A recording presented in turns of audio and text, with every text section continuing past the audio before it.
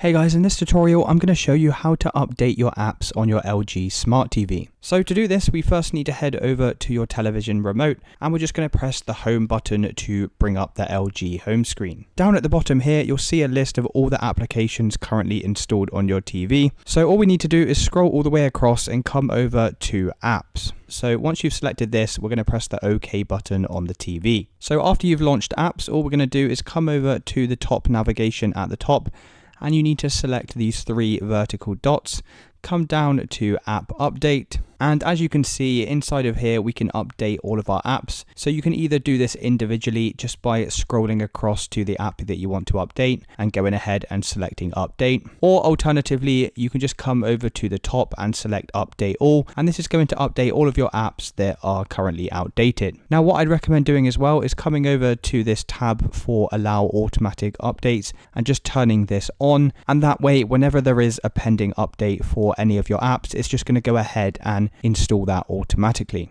And it's as simple as that, guys. That's how you update your apps on your LG Smart TV. If you did find this video helpful, then please consider dropping a like and subscribing. Until next time.